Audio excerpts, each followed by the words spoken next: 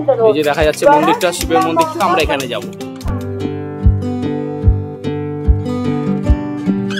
উত্তরাখণ্ডে অবস্থিত। দেখুন কেদারনাথের মূর্তিটা উত্তরাখণ্ডে যেভাবে আছে বাবা সেই আদলেই করা।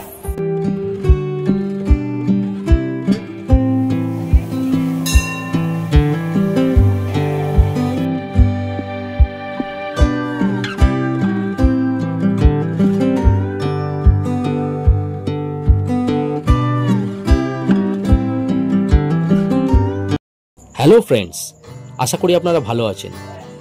আবার একটা সুন্দর ভিডিও নিয়ে চলে এসেছি। তবে এই ভিডিওতে থাকছে অনেক কিছু আকর্ষণীয় জিনিস, যেমন 51 ফুটের শিব মূর্তি বা গঙ্গার পাড়ে সুসজ্জিত মন্দিরগুলি, আর থাকছে দ্বাদশ জ্যোতির্লিঙ্গের মন্দির। যেহেতু এই মন্দিরটি হাওড়া রেলওয়ে স্টেশনের একদম কাছে অবস্থিত, অর্থাৎ 2.4 কিলোমিটার দূরত্বে অবস্থিত, অটো বা টোটো গাড়ি নিয়ে 10 টাকা ভাড়া দিয়ে চলে আসতে পারেন এই মন্দিরে। অনেক সময় গাড়ি পুরো অবধি না এলে আপনাকে গোলাবাড়িতে নামিয়ে দেবে। তো এই গোলাবাড়ি থেকে এই মন্দিরটি 4 থেকে 5 মিনিট হাঁটা পথে চলে আসতে পারেন। আবার যদি আপনারা বাদাঘাট লঞ্চঘাট থেকে আসেন তাহলে মাত্র 700 মিটার হাঁটা পথে এই মন্দির। আমরা বাদাঘাটে এখানকার ফেমাস চা খেয়ে মন্দিরের পথে হাঁটা শুরু করলাম। শালকিয়া বাদাঘাটের নতুন মন্দিরে আমরা প্রবেশ করছি। শালকিয়া বাদাঘাট থেকে, বাদাঘাটের যে লঞ্চঘাট থেকে 4 মিনিট থেকে 5 মিনিট লাগবে হেঁটে এই মন্দিরে পৌঁছতে। তো চলুন মন্দিরে দর্শন করা যাক।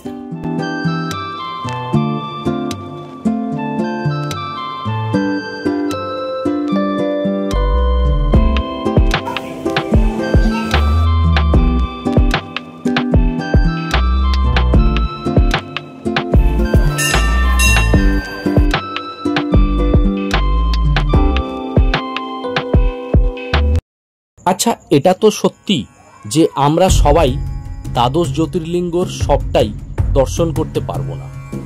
আসুন এই শালকিয়া নতুন মন্দিরে আমরা একসাথে এক মুহূর্তে 12টি জ্যোতির্লিঙ্গ দর্শন করব। বাবা কৃষ্ণেশ্বর,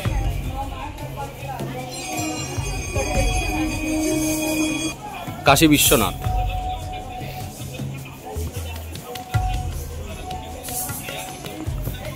মধ্যপ্রদেশে অবস্থিত একদম নর্মদা নদীর তীরে যে বাবার জ্যোতির্লিঙ্গ ওমকারেশ্বর, সেটা দেখুন। বাবা ভীমাশঙ্কর,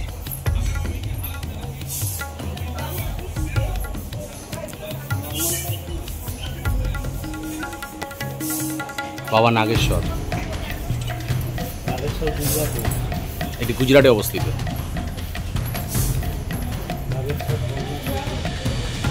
দেখুন রামেশ্বরম টেম্পল এখানে বানানো হয়েছে। রামেশ্বরম তামিলনাড়ুতে, রামেশ্বরম গুজরাটে না, তামিলনাড়ু।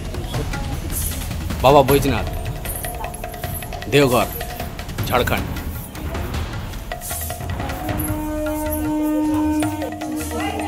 বাবা ত্রম্বকেশ্বর, দেখুন ত্রম্বকেশ্বর মন্দিরের বাবার মূর্তিটি। দ্বাদশ জ্যোতির্লিঙ্গ সবচেয়ে জাগ্রত জ্যোতির্লিঙ্গ বাবা কেদারনাথ, এই যে উত্তরাখণ্ডে অবস্থিত। দেখুন কেদারনাথের মূর্তিটা উত্তরাখণ্ডে যেভাবে আছে বাবা সেই আদলেই করা। বাবা মল্লিকার্জুন, মল্লিকার্জুন যে দ্বাদশ লিঙ্গ সেটি অন্ধ্রপ্রদেশে অবস্থিত। এটি হলো মধ্যপ্রদেশের সবচেয়ে এবং তথা ভারতবর্ষের সবচেয়ে জাগ্রত মন্দির মহাকালেশ্বর, এটি উজ্জয়নে অবস্থিত। দেখুন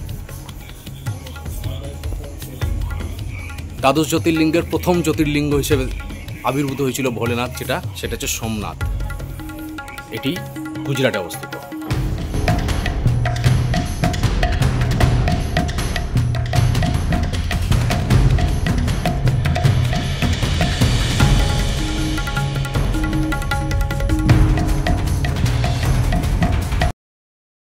দেখতেই পাচ্ছেন নদীর পাড়ে কতই না সুন্দরভাবে সাজানো এই শিব মন্দির। সাথে সামনের দিকে 51 ফুটের এই বিশাল চতুর্মুখী শিবমূর্তি মন্দিরটিকে আরও আকর্ষণীয় করে তুলেছে। আমি নিজেই এই মন্দিরে প্রথমবার ভ্রমণ করতে এসেছি। ভিডিও করা ছাড়া আমি আবার একবার এই মন্দিরে আসব। আমার অসাধারণ লেগেছে। আপনারা প্লিজ কমেন্ট করে জানাবেন আপনাদের কেমন লেগেছে। শালকিয়া বাঁধাঘাটের নতুন মন্দির দর্শন করার পর মিনিট 3-4 হাঁটা পথে এই জগন্নাথ মন্দিরটি দর্শন করতে অবশ্যই ভুলবেন না। গঙ্গা ঘাটের পাড়ে, এই দেখুন গঙ্গা ঘাটের পাড়েই এই মন্দির এই অবস্থিত। এই সিঁড়ি দিয়ে উঠতে হবে মন্দিরে। এই দেখুন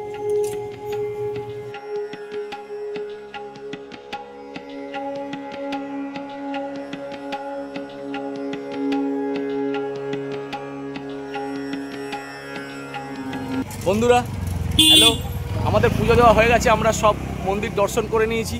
তো আপনাদের ভিডিওটা কেমন লাগলো অবশ্যই কমেন্ট করে জানাবেন।